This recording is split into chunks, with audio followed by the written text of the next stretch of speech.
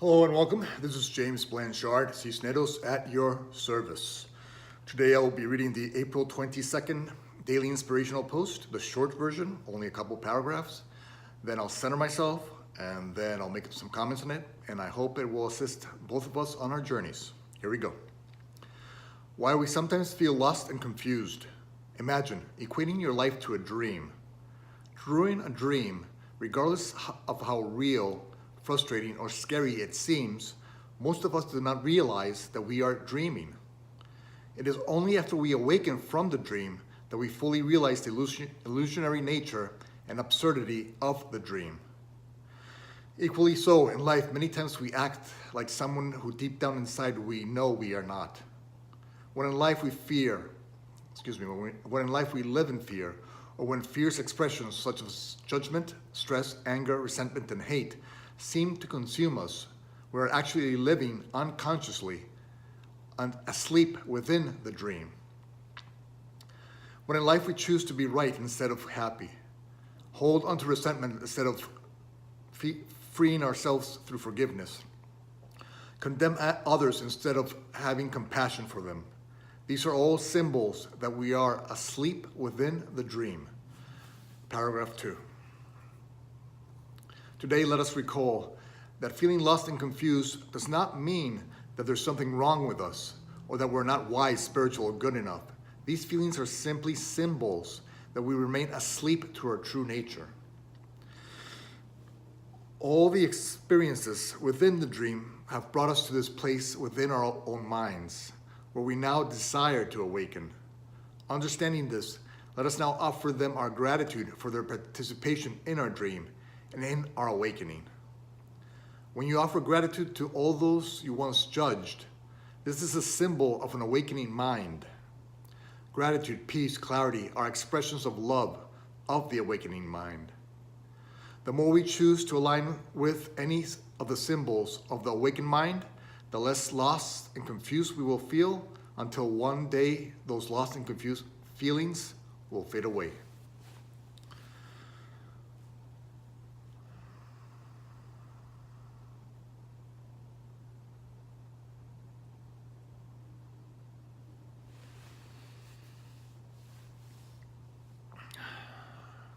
Do not despair if you're feeling lost or confused, because the world you're in right now is not your true home. Your true home is a place of perfect love, where love embraces everything and all. And from this place of perfect love, we heard a call for help and healing from this world. And that's why we are here. We are here to bring this love, this light, into this duality, and into the dualistic nature of this world, where we have bought into the belief system that something other than all exists, that something other than love exists. And so, through the ego, we have created this fairy tale, and we have taught each other this fairy tale over and over again, that we now think of it as real, but it's not real. It's not us. And so when you're buying into the illusion as real, that's when you feel lost and confused. That's when you feel unfulfilled, because you're simply playing in the ego's mindset, in the ego's dream. And that's not really what you're here for. You're not here to believe in the false as false. You're here to experience sometimes the false until you get to a point to realize that it is false. You come out of it and align with the truth in you, and then shine this truth to others, so that those who were once in the same false place that you were in can see that there is another way to becoming who they truly are. And so it is natural, it is normal for most of us to feel lost and confused. Sometimes we grow up, we're feeling okay, then we feel lost and confused, and then we start to align with our true nature. Because at first we buy into this unreality as real, and the more we experience it, for example, such as things as anger, resentment, hate, fear, anxiousness, whenever we buy into that, and we told that is true, we might for a time buy into that as true, And so we make that a stronger and a bigger part of our experience. And the bigger part of our experience it becomes, the more real it seems to be. But sooner or later, we discover that this is not truly us, that this is not what we want, that this is not what fulfills us. And when we do, we start to let go of the dualistic nature of this world and come back to being an expression of love, of compassion, of forgiveness, of kindness, of all the expressions of love. And so if we bought into fear, we buy into it for so long until we get sick and tired of being fearful, then we look for another way, a better way, a more natural way, something that really feels natural to us. And we might, instead of being fearful, start trusting God more. That aligns us with a state of peace. And because peace is an extension of love, then you feel natural there in that state. And so you start supporting this state of peace, this state of trusting in God and achieving the state of peace more than the fear and the confusion and the chaos and the feeling lost and alone and confused. And so the illusion, is not something to condemn yourself for. It's just part of a process that we go through, part of the dream. We sleep for a little while, we dream, and then we awaken. And then through our awakening, we help those who still remain asleep figure out that there is another way, see that there is another way that they can be in this experience, that they don't have to buy into the duality of the world, that they can let go of the illusion and align with the truth in them. And when you start aligning with the truth in you, when you start being your true nature, what you came here to be, your love and light, when you keep on reinforcing this is true, then you will start to feel fulfilled. And then when you start to feel fulfilled, you will start becoming grateful for your whole experience. Because you know it was because of your whole experience that got you to this place of peace.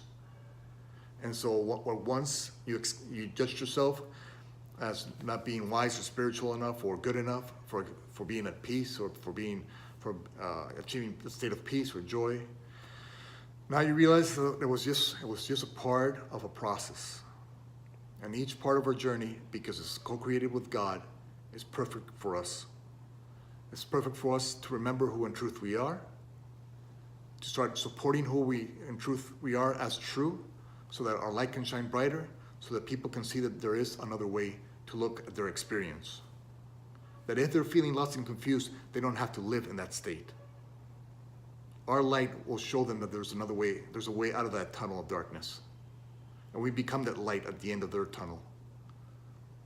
And once they start little by little aligning and seeing that light, and that light becomes a bigger and bigger part of them, once they start to join this light, they will see that yes, this is their natural state. This is their true home.